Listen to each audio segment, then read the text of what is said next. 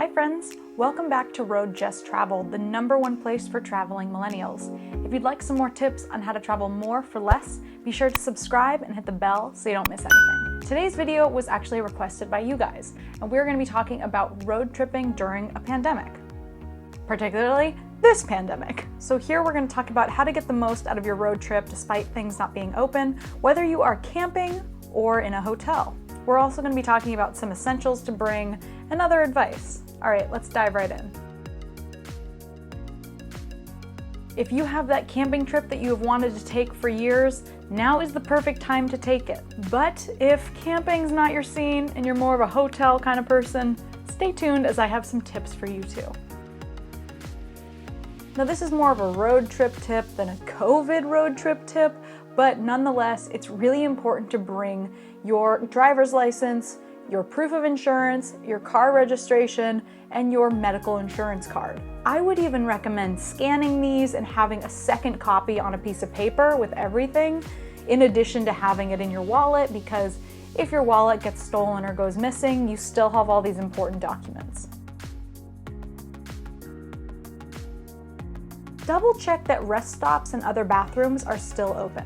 So because of everything going on during quarantine, a lot of rest stops were closed, a lot of gas stations stopped allowing people to use their bathrooms, and if restaurants turned into takeout only restaurants, they also wouldn't let people use their bathrooms. This makes road tripping very difficult. Before you leave for your trip, do your best to make sure you have places to stop along the way in case you need to use the bathroom. I talked a little bit about this in this video, but it is important to make as few stops as possible along your road trip. So bring snacks from the get-go. Plan out your bathroom breaks when you're already stopped or getting gas or stopping at a rest stop. Again, make sure they're open, and just try to keep your stops to a minimum. You really want to reduce the amount of interaction you have with public places and people, both for the health and safety of yourself and for others. Before leaving for your trip, check that national parks are actually open or if you need a permit to enter. Now, some parks are only allowing a certain amount of people to enter every day. Other parks are requiring permits. So it's important to really know exactly what to expect and what you can realistically do before you're heading to the place. Okay, this sounds silly, but a lot of times if you're getting takeout, they might not actually include the fork and knife in there, and you have to eat your salad with your hands. This actually happened to me and my husband. We were going to the beach. I ordered a couple of salads. They didn't include utensils, and it was a wild goose chase to get them. Save yourself the hassle by either bringing your own fork and knife or buying like a travel pack to have for camping trips and for future trips. I'll put a link for one of those in the description.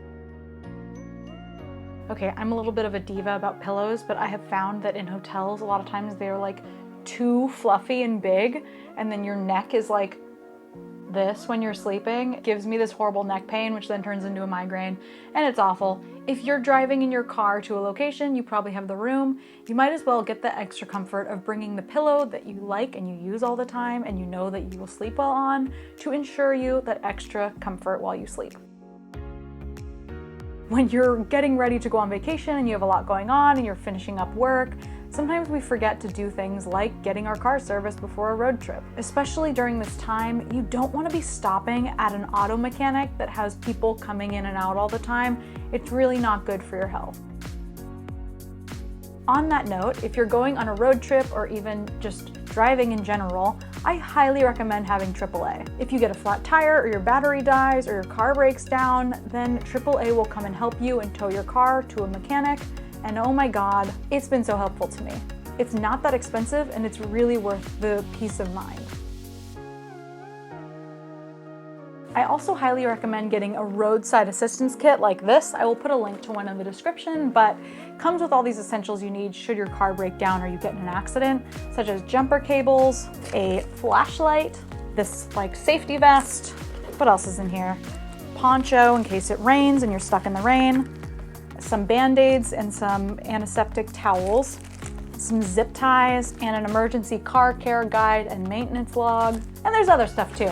It's a big bag of goodies. Luckily, I've never needed any of this stuff, but it's really nice to have it in your car just in case. Also, another thing I bought that I just put in the bag, which I will also link in the description, is flat tire repair. If you get a nail in your tire and your tire starts flattening, this will get in there, fill it up for you, give you enough time to get yourself to a tire shop. Luckily, I've never had to use either of these, but it is really nice to know that they're in my trunk should anything happen.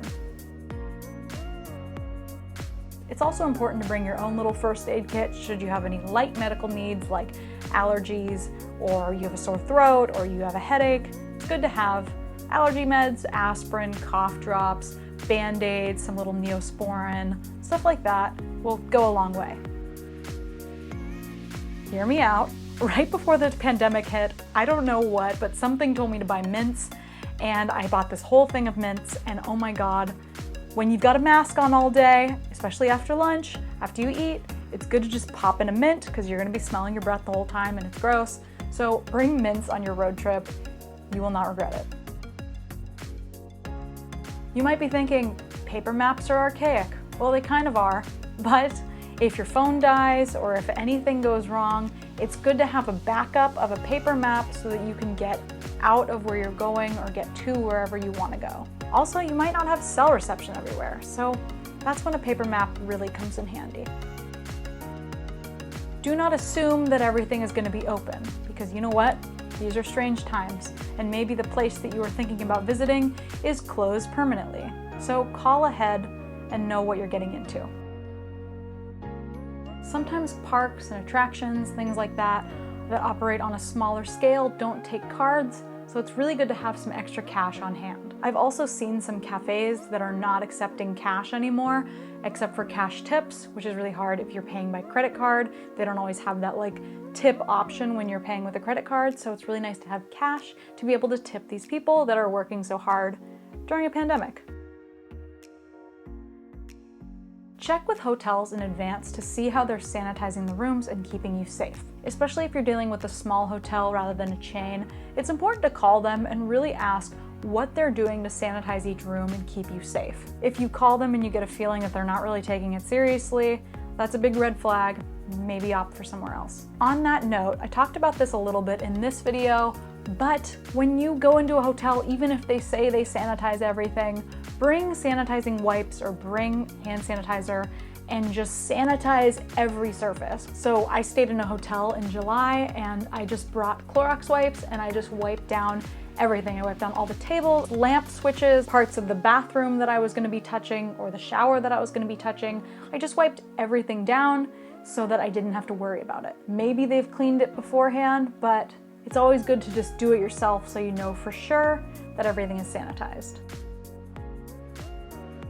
Now this is something totally optional, but an extra kind of pillow of security is if you are going to be driving a long distance, you might want to invest in a dash cam. A dash cam is, no surprise, a camera that you put on your dashboard, and if you get in a car accident, it will have recorded everything, so that can be really handy, especially for a long road trip. Another essential that you should probably have in your car at all times is a windshield repair kit. If you've ever had a little crack or a ding in your windshield, then you know that it is really easy for a little tiny ding to turn into a slice down your windshield. This repair kit will seal it enough to protect your windshield until you can get it fixed. So if you want more tips on how to travel during a pandemic, you can check out these two videos. They will help you out. And other than that, thank you so much for watching. If you want to give me a thumbs up if this was helpful to you, I would appreciate that. I post new videos every Sunday, so feel free to subscribe, and I will see you next week. Happy travels!